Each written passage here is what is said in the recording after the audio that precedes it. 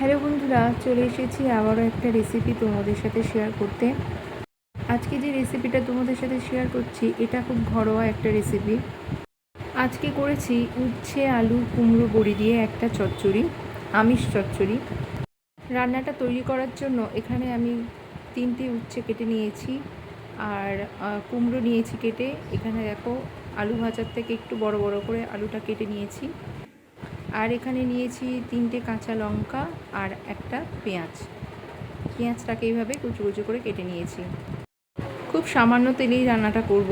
এখানে দেখো তেল দিয়ে দিলাম, তার মধ্যে দিয়ে দিলাম বড়িগুলো আগে ভেজে নিতে হবে। বড়িগুলো ভালো করে একটু লাল করেই ভেজে নেব।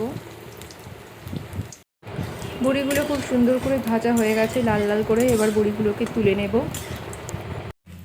এরপরে বড়ি ভাজার তেলেই দিয়ে দেবো হাফ চামচ কালো জিরের পরে দিয়ে দেবো পেঁয়াজ কুচি। আমি খুব ঘরোয়াভাবে করেছি, রান্নাটা খুব হালকা পাতলা করে করেছি, তাই সমস্ত সবজিগুলো আমি একসাথেই দিয়ে দিচ্ছি। তোমরা চাইলে সমস্ত সবজি আলাদা আলাদা করে আগে ভেজে নিতে পারো।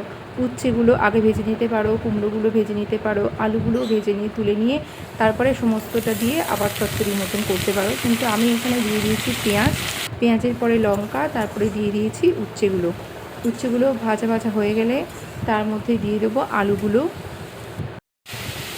আলুগুলো বেশ ভালো করে ভাজা হয়ে গেলে তার মধ্যে দিয়ে দেবো কেটে রাখা কুমড়োগুলো।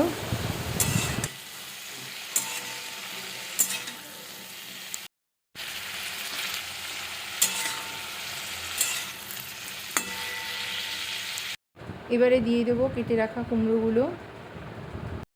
তারপরে দিয়ে দেবো 1 চামচ নুন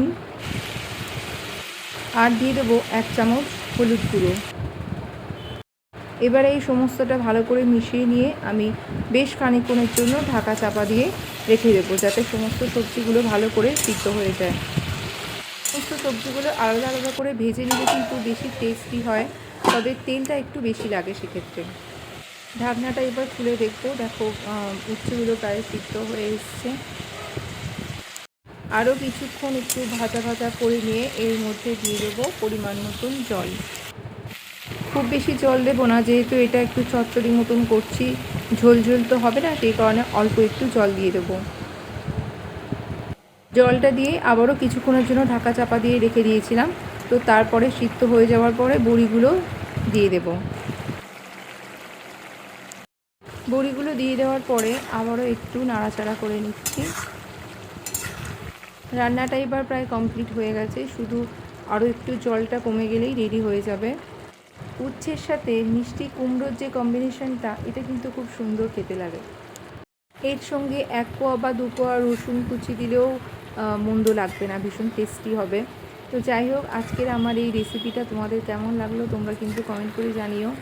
আর যারা কোনো দিন এখনও কুমড়ো উচ্ছে বড়ি আলু পেঁয়াজ দিয়ে এই চচ্চড়ি কোনো দিন খাওনি, তারা একবার কিন্তু অবশ্যই ট্রাই করো। মিষ্টি মিষ্টি তেঁতো তেঁতো বেশ একটা খুব সুন্দর দারুণ খেতে লাগে। তাহলে আজকের মতন টাটা, আবার অন্য কোনো দিন অন্য কোনো ভিডিওর সাথে খুব তাড়াতাড়ি দেখা হবে।